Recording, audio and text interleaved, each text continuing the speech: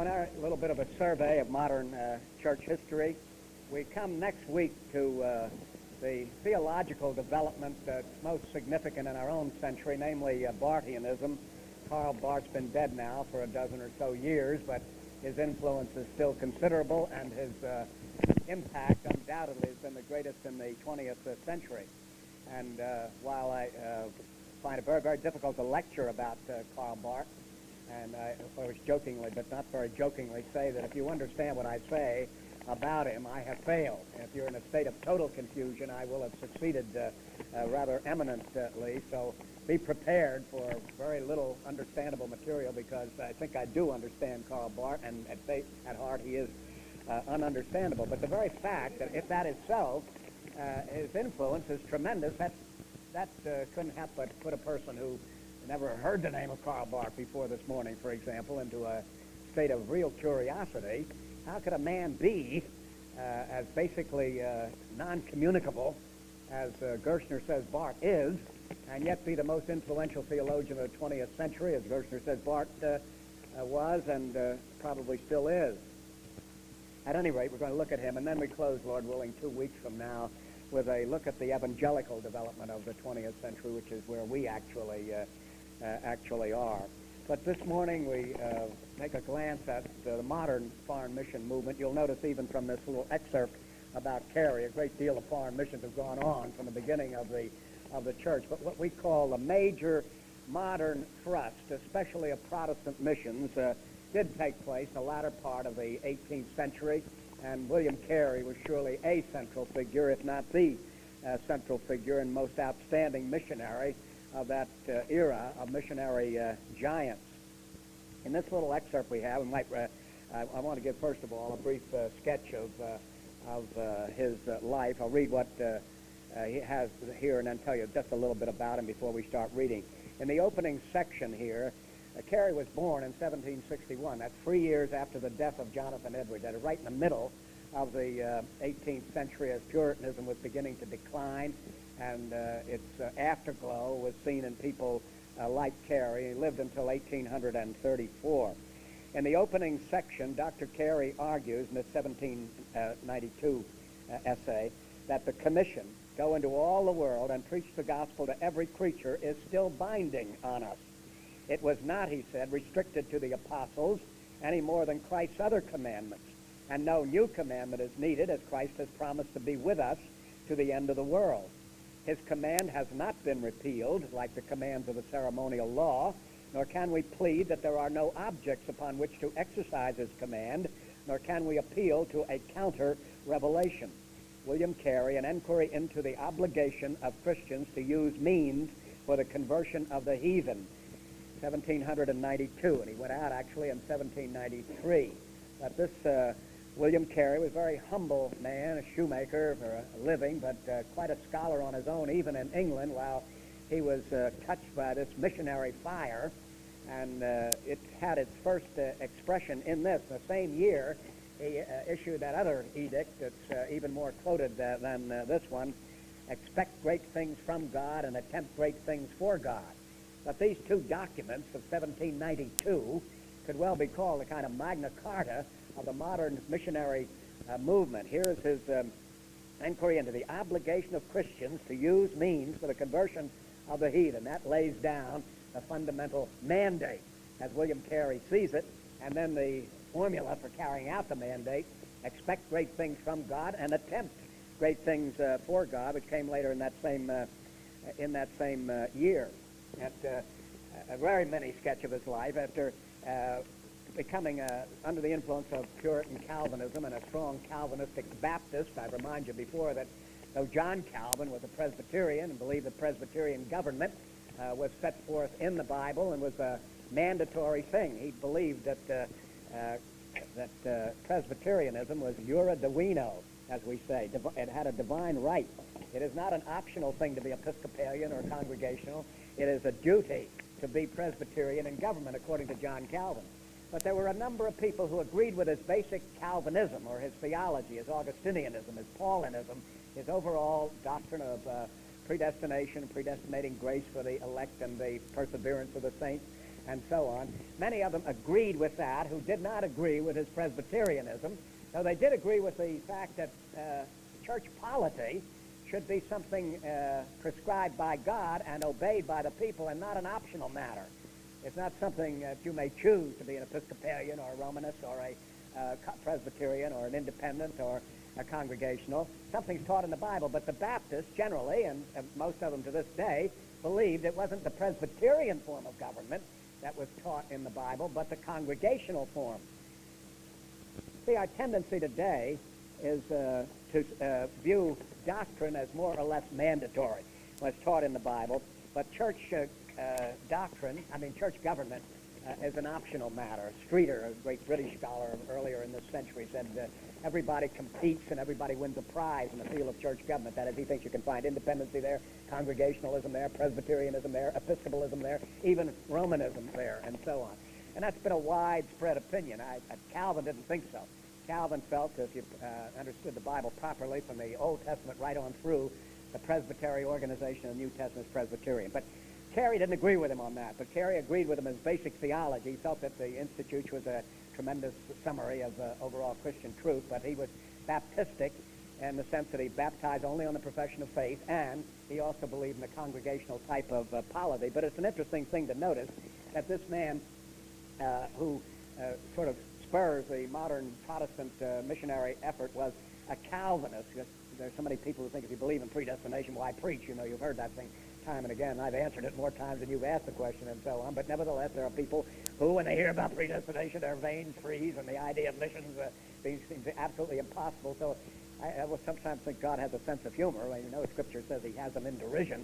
But I think this is the kind of sense of humor that God has, because, of course, if we hear about this notion that you can't possibly preach and be a predestinarian at the same time, well, God just starts a missionary movement with a predestinarian who happens to be also a Baptist. Now, when he announced these things, you can tell from the very title of this, it's very sober. This is characteristic of Puritan title of a sermon, you know. They tell you the contents of the sermon. You really have a mini précis, and the modern sermons that aren't much longer than the ancient Puritan titles. But an enquiry into the obligation of Christians to use means for the conversion of the heathen. You can see the very deliberate, rather scientific way in which that's put. That he was trying to convince his Baptist ministerium, even, that really there was an obligation to use means for the conversion of the heathen. Today, I can see mouths fall open. You mean to tell me you have to prove that sort of a thing? Here, this church has thousands and thousands of dollars invested in it for many, many years, instead of many other churches and so on. But at the end of the 18th century, you didn't take that for granted. It wasn't because anybody had any problem with the decrees and so on, but they just didn't see that it was a necessary thing. But I point out a little bit later in the next point the nub of that, but for the moment, let's just follow the fact that he did prepare for his mission to India. He started out in Madras, and he realized he could do better with the printing facilities and so on in Serampore, which is north of Calcutta, and with the help of the British East India Company, which made missions possible in many ways. Remember, at the Reformation time, most of the sailors were Roman Catholics from Spain or Italy or Lisbon, something like that, and they carried with their military advances, they carried priests, usually Jesuits or Franciscans, along with them. And the Protestants, on the other hand, were emerging and trying to survive the ordeal on the continent and didn't have much time for missions or much opportunity, and they'd fallen into the habit of thinking it was more or less excusable to be negligent in this area. That's the reason he had to write this, and he had a good deal of opposition, but he finally took off in 1793, and he got established there in India, and then his life was a phenomenal thing. His industry was unbelievable. He mastered something like 36 languages, and was an expert in Sanskrit, but lectured on the subject, at the same time run this printing plant, and he was also developing new kinds of growth, vegetables, and things like that for the Indian people, so that there was a synthesis in this man of rugged practicality, cultivating the very ground, and the scholarship and lecturing, as well as evangelizing constantly and writing up the culture of the people and things of that character. And so for the last roughly 30 years of his life, he labored there in the Serampore area and established a good relationship with the government. And because of the government, he was able to make certain kinds of social improvement. He was not averse to using the government in that way.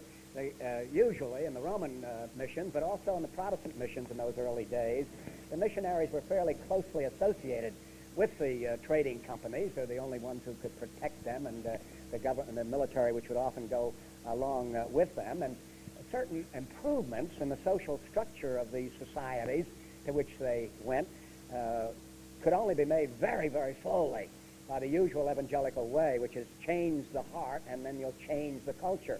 That takes sometimes millennia to do, as a matter of fact. But you have a habit like sati in India, where the widow is burned once her husband has died.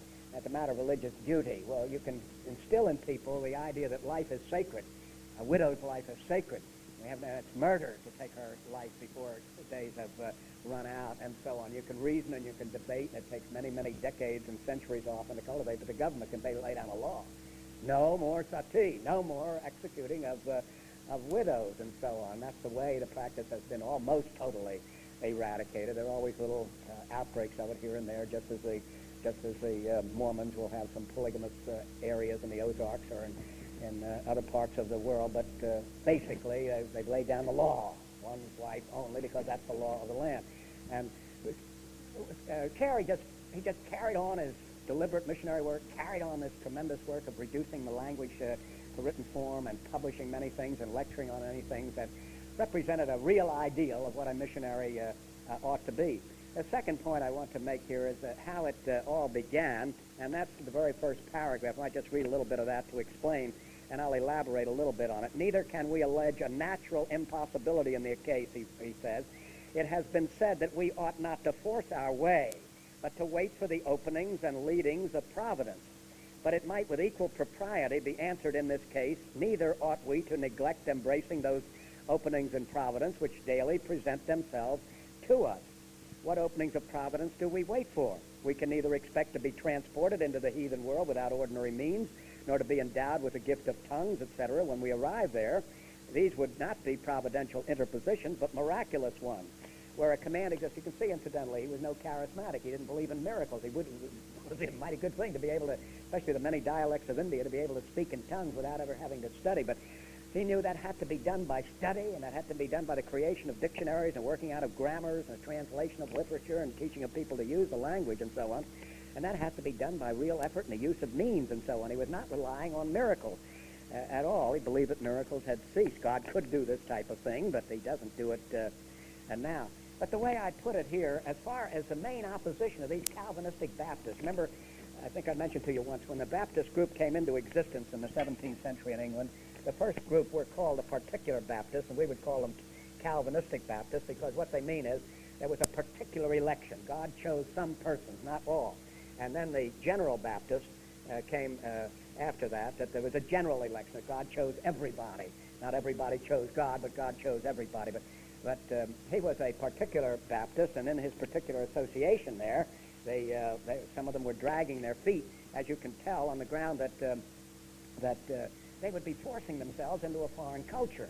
The people who had a religion which they preferred, it would be a damning religion. There was no doubt about that in the ministerium. Nobody's going to be saved by Hinduism, and nobody's going to go to heaven through Buddhism. You're going to be damned with Islam. There was no argument on that subject, but that didn't infer to these people that you ought therefore to attempt to save these Hindus and these Muslims and so on. You might wonder why it didn't, but the fact of the matter is partly this. The Lutherans had the same problem. Right now it's a reform problem we're looking at. But there is a statement, in Colossians, that the gospel has been preached under the whole heaven. There was a sense in which, even in the apostolic times, the transition had been made from concentrating on one family, namely the Jews, you only of all the families of the earth have I known, to the actual universalizing of the Christian religion. Paul was a great apostle, as you know, to the Gentiles. And he did cover the Mediterranean world, the Western world. At that time, they weren't familiar with the vast Chinese culture, and there was no way of travel. Marco Polo was, after all, a medieval figure, and he had an awful time getting to Japan, and China, I mean. And it was a very difficult thing. Even then, it was just about impossible in those early days.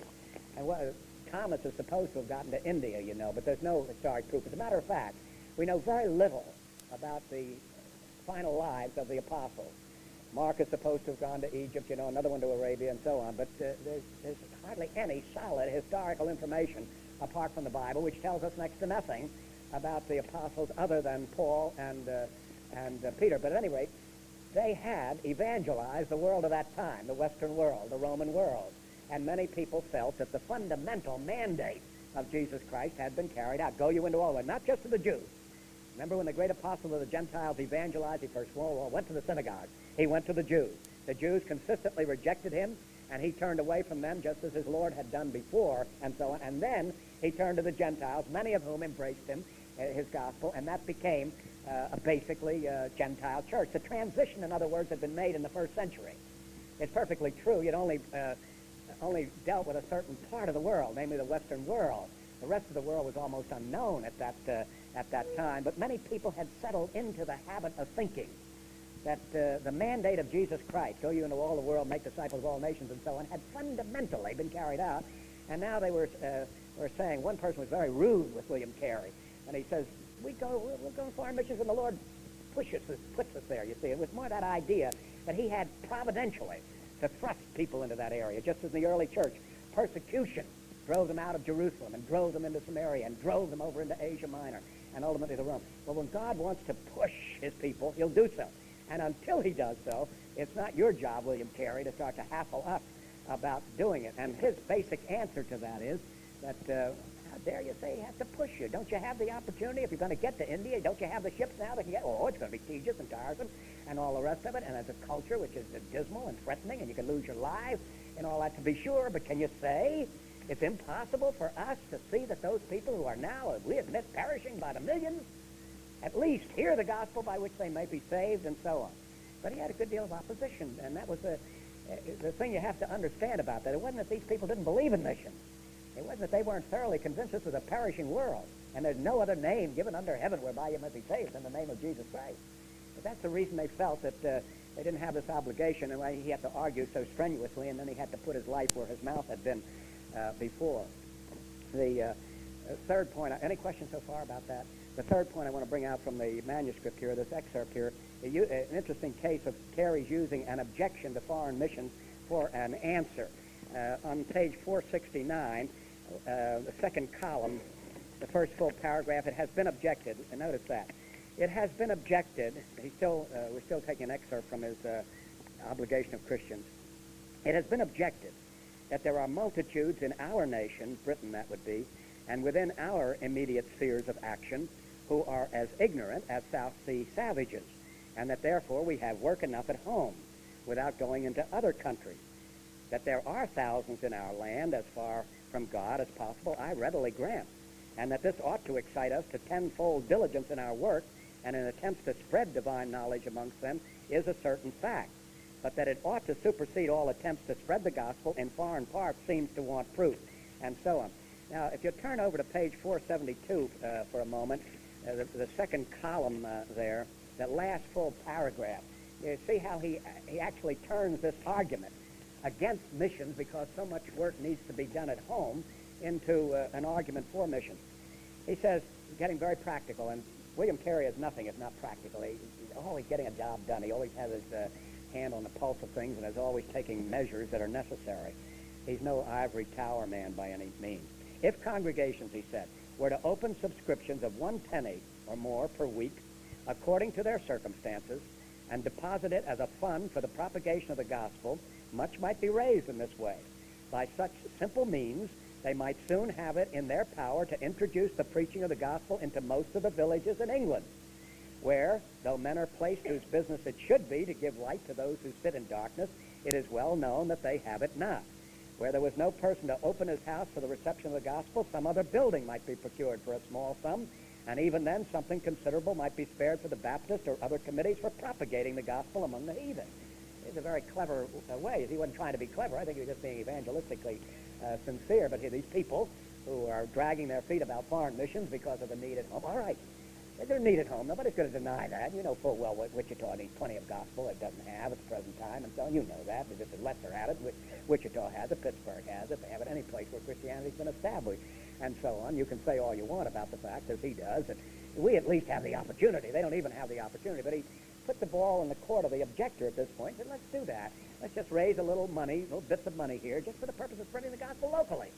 Say in Wichita, in areas where it's not done at the present time, and see if you don't have money left over for foreign missions, which, of course, is the way it actually does work. And it also settles the objector, who's usually not so concerned about home missions. He's just concerned to have a good excuse for not participating in foreign missions. But it shows a sort of level-headed cleverness of Carey, who he never glosses over, never denies the cogency of criticism. He doesn't say these aren't true. He doesn't even say you're deliberately fabricating this in order to excuse yourself for not doing that, even though it may be true. He just gets down to where they are and says, all right, let's do it. And they did do a good deal of that. And some studies have been made of foreign missionary efforts where independency, even if it's Presbyterianism, where the people are responsible for the maintenance of their own church. They give far more to foreign missions than when they're actually subsidized, either by the state or by wealthy donors, as was often the case in Scotland. It would look as if once you're thrown on your own, and suddenly you have to support your pastor and the custodian and the whole apparatus of the church and so on, you wouldn't have any money left for that. But as a matter of fact, when churches were thrown on their own and made independent of the state or a very wealthy individual proprietor in Scotland or something like that, they not only supported their local church, but they were the churches which gave to foreign missions as well. But here is him giving a way by which they could deal with the problem. Now, one other thing I ought to mention in this connection, we talk about modern missions. Carey's not the only man. We're just focusing on this man and this mission, this tremendous mission north of Calcutta. But at the same time, Siegenbalg and others through the Hala mission had gone into other parts of India, and other people had gone into the West Indies as well, and had gone around the world. Protestant missions were getting underway at this particular time. I don't know exactly how he gets the name. He wasn't the first one there in foreign missions of Protestant persuasion. Siegenbalg had gone before, for example, but I guess it's simply the fact that his work was so outstanding and so sort of paradigm for ideal missionary work and such a long lifespan. Henry Martin, for example, had gone out there too, but he wanted to burn out for Christ, and in the end he did. He burned out in 6 years. It's a spectacular story, a magnificent story. Same way with Brainerd, for example. Brainerd is cited, as we'll notice here in a moment, but Brainerd burned out in a few years too, and while their lives are tremendous impetuses to the spreading of the gospel, they didn't begin to have the kind of missionary establishment that God was enabled Carey to perform. This fourth item here that I call your attention to in this reading. See, much of this that I'm skipping is I should at least mention what it is. You can read it at your leisure. But what Carey is doing in this is to show not only that the Bible has a mandate, and there's nothing in the Bible which gives anybody an excuse for not using the means for foreign mission work, but that also the history is replete with the instances of people who, from the very beginning of Christianity, on a meager scale to be sure, and with limited success, have nevertheless been active in the business of spreading the gospel among the barbarians and beyond them as well, including the barbarous Britons. He's reminding the English audience to whom he's speaking that they were once the kind of depressed and uncivilized culture that they're using as an excuse for not going to these other people with Christianity through the early missionaries, which had brought them to a cultural improvement as well as, of course, a salvation status here. But this fourth point I want to bring out is the mission Carey is that the mission problem, that nothing fails like success. The page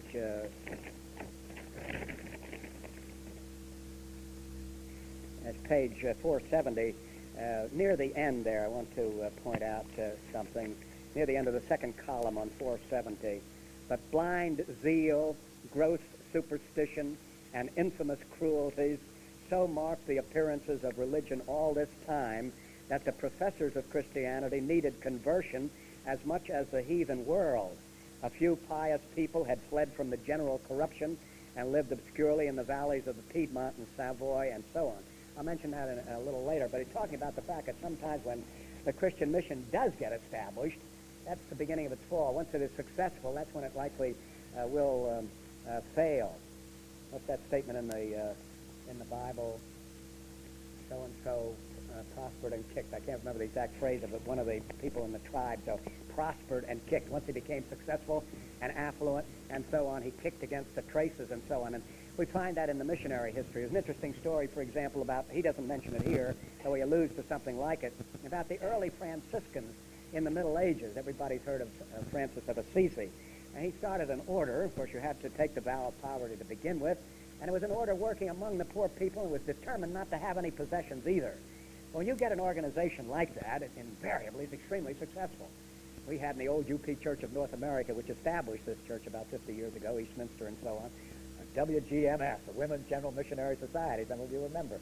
Those women were all volunteer workers, and they worked around the clock, and they were prosperous as all get out there, precisely because it was absolutely pure missionary charity and so on. Nobody was paid anything in that. Now, the Franciscans were like that. But they invariably prospered. The UP Church went out of existence before the WGMS could get corrupt because of her success and so on, but it was tremendous success mainly because of the absolutely dedicated way in which the job was done. The same way with the Franciscans. The Franciscan problem was when they did become so well advantaged, everybody was giving them everything, and there were people who were beginning to defend their maintaining of property. The split took place there, and some of the Franciscans blamed the Pope for it and called the Pope the Antichrist because he was cultivating the idea that the Franciscans, defending the proposition that the Franciscans could have money. But all I'm saying at this particular point is that Carey is indicating the fact that when the missions in Europe succeeded in the first place, they began to degenerate. And while he doesn't mention, I remember in this Madras area of India, in the Anglican mission, they had some success there, and a number of people came.